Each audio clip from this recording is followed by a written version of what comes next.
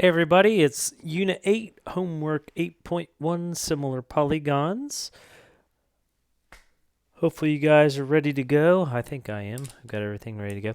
So we are going to get started with question number 1, and away we go. So this very first question, they want to know the scale factor. And in this one, it doesn't say from one to the other, but the arrow is kind of telling you. It's telling you you want to go from this to this. So we can write from to. We're going from this to this. We see the word to. That means that goes on the top. So we need to have a value here that's going to go on top. So you can pick any one you want. Does not matter. I'm just going to pick the 6 because it's on the left side. So that's my 6. And then I'm going to find a value over here that matches it, which would be 4.5. And I'm going to try to simplify that. So we kind of talked about that in class, that you can do it in your calculator, but you have to flip it. You have to do 4.5 divided by 6, get your decimal, math, enter, and it'll give you 3/4, but then you'd have to flip it back. So when I do that, I get 4/3. So that's my scale factor. Basically saying this is increasing by just a little over 1 1 1/3 times. Okay, so that's the very first thing. Then it says list all pairs of congruent angles, write all ratios of corresponding side lengths. So the angles that match, there's multiple ways you can do it, but the easiest is just to kind of look right here at the letters. So I can say, let me zoom out a little bit for you. Angle A matches L. So I'm going to say angle A is congruent to angle L. Remember, angles are always congruent. Angle B and M, those are second. Angle B is congruent to angle M. And then lastly, C and N. If you can see that, C and N are last. So you say angle C is congruent to angle N. Now, we haven't really talked about this a whole lot in class, so I want to make sure you check this out. It says to write the corresponding side lengths in a statement of proportionality. So what they're looking for there is they want you to be able to match sides. So if I look at the first two, A, B, I'm going to write that. Let's say A, B. I'm going to put that over, and I got to look. First two letters here are L and M. So that goes over LM. Then we say that's equal to, because remember how we do our fractions and we check to see if they're equal? That's basically what we're doing. Then we can go BC, and BC matches MN. So BC over MN. And then AC and LN. So what that's saying is, in this problem, they just want to know the sides, so we use the letters. We don't have to use the numbers. Okay, so now we're going to move on to question number 2.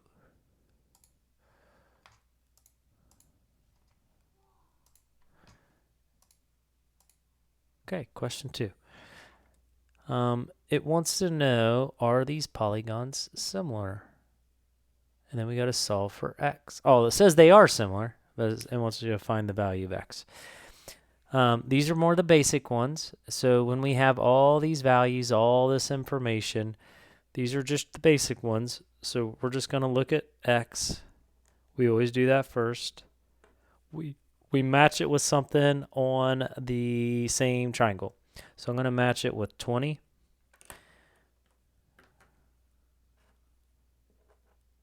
I'm going to set that equal to. So x was between 2 and 3.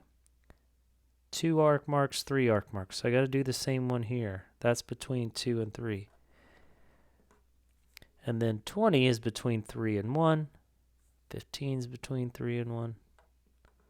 We're going to cross multiply that. When I cross multiply, I get 15x equal to 360. Divide that by 15. Next is going to give me 24. Okay. So let's look at letter B. Letter B, those are similar polygons. Most time we're going to see triangles, but this time it's a quadrilateral, four-sided shape.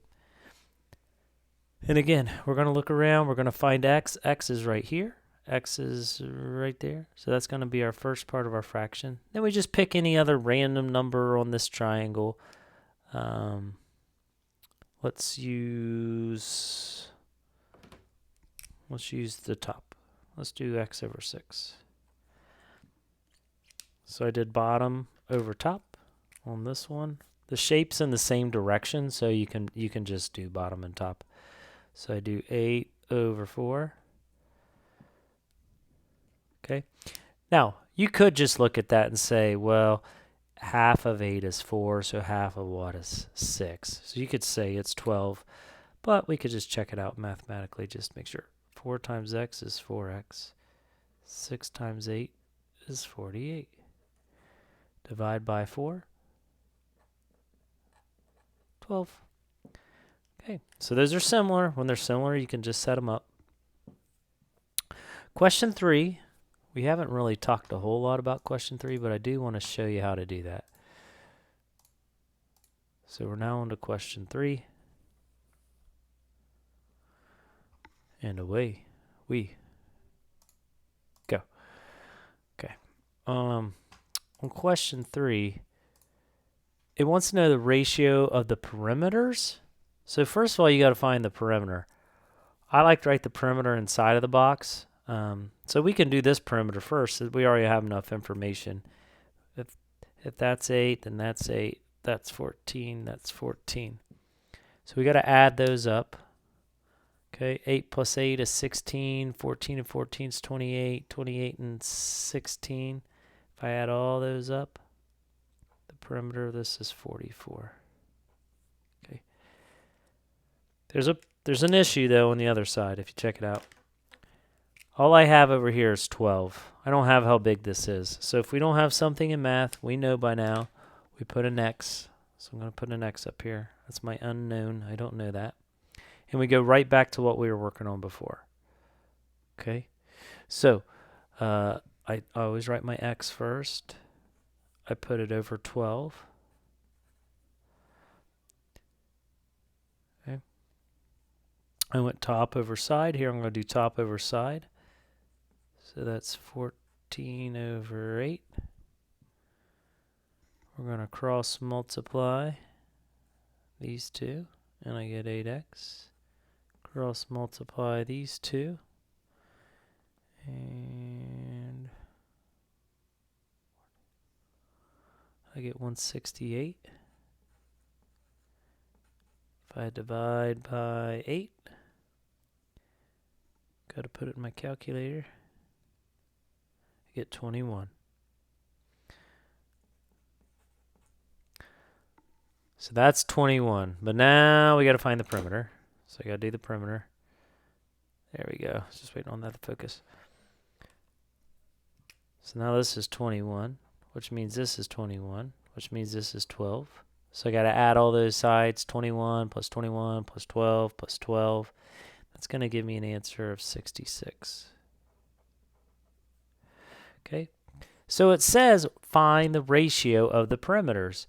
Well, they don't really tell us from and to, but you just, if they don't do that, you just kind of work left or right. So I'm going to do, I'm going from this to this. So the 2 goes on top. From this to this top. So it's 44 over 66, which simplifies to 2/3. So that's the ratio of the perimeters. Alrighty. Question 4 is our next one, but we skipped that one. So we're going to go down to question 5. Question 5. Here we go. All right. This was one like we did in our notes. It talks about a gymnasium. It's being remodeled. There's an NCAA court in there. So here's the information we have. We have the NCAA court.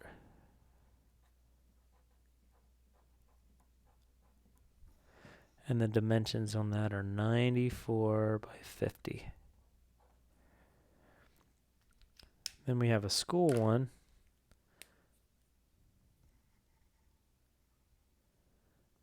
And all we know is that it's 45. 45 on the side. So I'm going to draw this.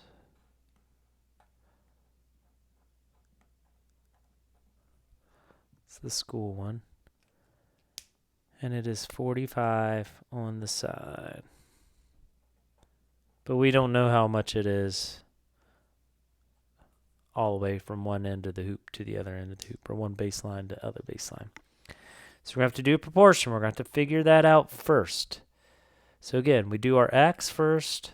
X always goes first, over 45. I'm going to set that equal to, so here I did bottom and top. The other one I'm going to do bottom and top.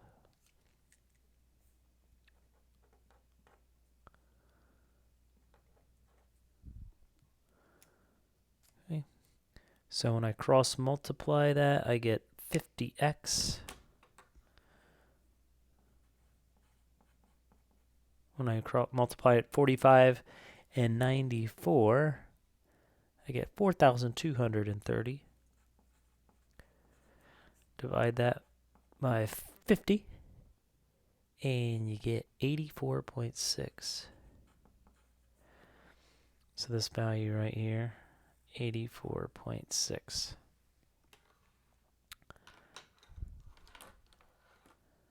Now we just got to find the perimeters. So we're just going to add up all the sides again. So you got to do 50 plus 50 plus 94 plus 94. Whoops, you can't see that. So you get the NCAA perimeter of 288. And when you add up the school, because that's 84.6, 84.6, 45. When you add those together, you get a perimeter of 259.2. Okay.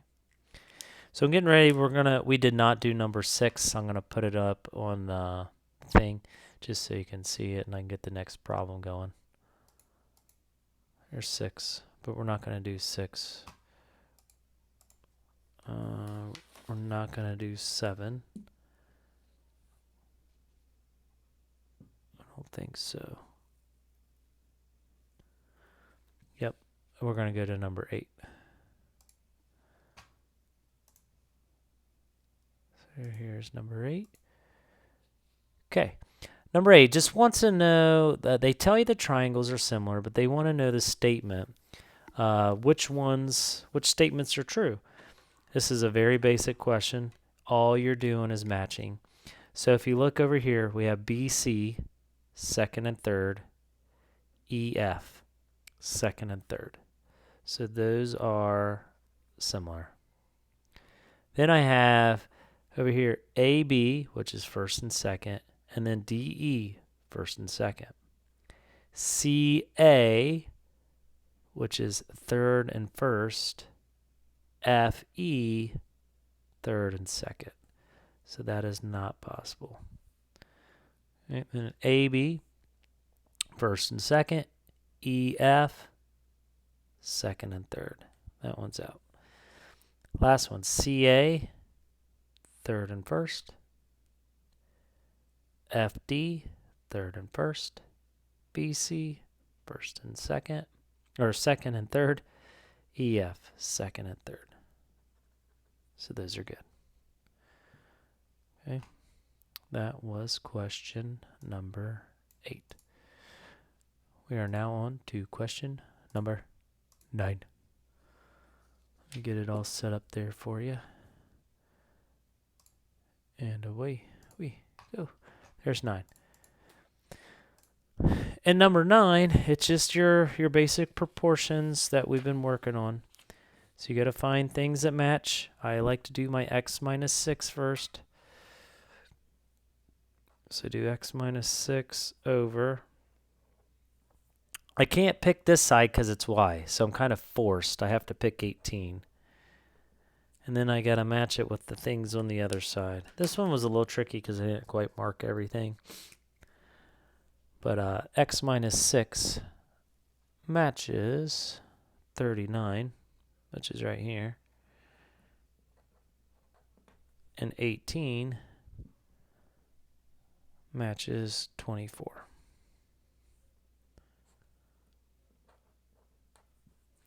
So we're just going to do some cross multiplying. Remember, when you do this one, you got to distribute. So 24 times x, 24x, 24 times negative 6. I have to put that in my calculator. 144. 18 times 39. 702. Then you got to add 144 to both sides. Gives me 846. Divide by 24. Get 35.25. Whoops. Barely fit that in there. So there's part A. Part B. Oh, I didn't find y over here. Retro. Better go back. Okay, so let's find y. Just going to do all this in red. So y is right here. So I got to do y over, this one's a little bit easier. Y over, I don't want to use this one. I want to use this one. So y over 18. Okay. The only thing I didn't use in the previous problem was 27. So I did y over 18, so I got to do 27 over, go back to the other one, 24. When I cross multiply those, I get 24y equals 486. Divide by 24. 20.25.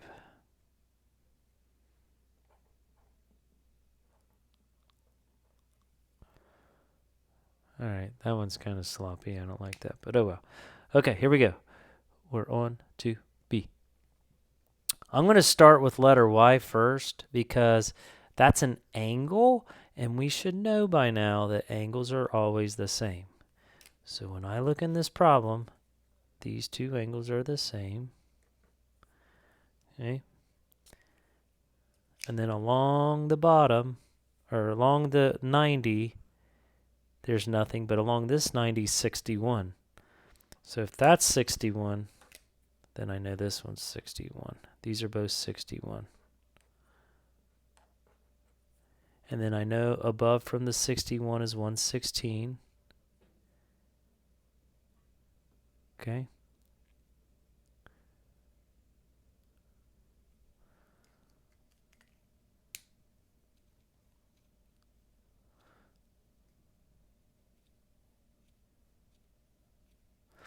So I don't know what this value is right here. I don't know what it is. We haven't really talked about this, but a four-sided shape adds to 360. So what I'm going to do is I'm going to add, or you can add these up and minus from 360, or you can just start with 360. I'll show you right here. And just subtract out what you got. So I'm going to subtract out the 90, subtract out the 116, subtract out the 61. So that's 93. So I know that this angle right here is 93. I'm going to put a triangle around it so you know. And that means this angle right here has to be 93. So I know those both have to be 93.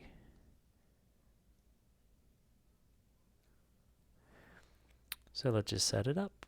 I can say y minus 73 equals 93. Well, to solve for y, I got to add 73. And when I knew 93 plus 73 gives me 166. Okay, so that's that. Now let's solve for x. X isn't going to be so bad this time because there's no variables. So x is on the top. I match it with a number. The only number I have is the one directly connected to it, so it's 6. So I did top over side. Here I got to do top over side because I got to flip it.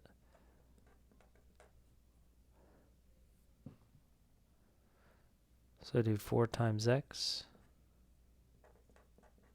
6 times 5, divide by 4, 7.5. Whoa. Okay, that's question number 9. We're on to number 10.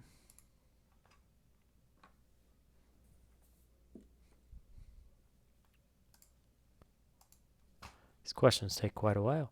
This is number 10. And it's just saying that those are similar, and they want you to solve for x, they want you to solve for y. There's a whole bunch of stuff over here where it's telling you to do these things. I'm going to bounce back and forth, but I'm just going to kind of work over here where I got some room. So letter A, it tells you to find the scale factor from this to this. So when it says from that to that, that means I've got to put EFG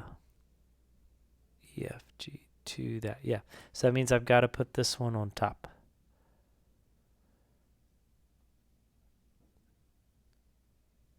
So I got to find a value. 30 doesn't work because, whoops, those are diagonal. 3 doesn't work, so it has to be 8 and 20. So I got to do 20 over 8. And when I simplify that, half of that's 4. That's 10 over 4. Half of that, so it's 5 over 2. That's my scale factor. Okay. Letter B, it says find the values x, y, and z. So I got to find the values of those. This is letter B. Okay, so x, again, it's right here on the bottom. I just got to find another number over here. 30 matches with y, so I got to use 20 because x and 20, and then 8 and 11. So I got to do x and 20. And then, so I did in between and above, so I got to do in between, above. Okay, so I'm going to cross multiply. I get 8x equals 220. Divide by 8. Get 27.5. So that's x. Now I got to do y. These were just like our notes. So y is right here on the diagonal. So it's y over 8. So I did just the diagonal over that. So I need to do the diagonal, which is 30 over 20. Cross multiply, get 20y equals 240. Divide by 20, y equals 12. Okay. Then the last one, they want angle Z. Oh, you got to do a little bit of math in here, and you got to figure out this last angle.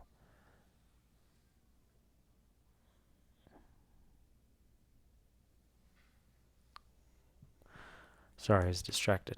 So here we go. We got that's 90, that's 90, that's 90, that's 90. So if I look right here, E matches J, E and J match right there, E and J. So if J is 65, angle E is 65. So that means Z is equal to 65 degrees. Okay. They want to know the perimeters of those. So what you'd have to do is you're going to have to take all these values. You're going to have to take your X value, which is here, and plug it in right up here. Okay. You got to find this value here. Plug it in up there. Okay. You got to do a lot of that, and we got to add them together. I'm just going to give you the answers to those. This one is 34 units. This one is 85 units. Okay. And then they want a ratio of the perimeters. So you just do 85 over 34. Simplify that and you get 5 over 2. Okay. All right. And then question 11, actually, we are going to skip that one as well. This is getting to be really long. And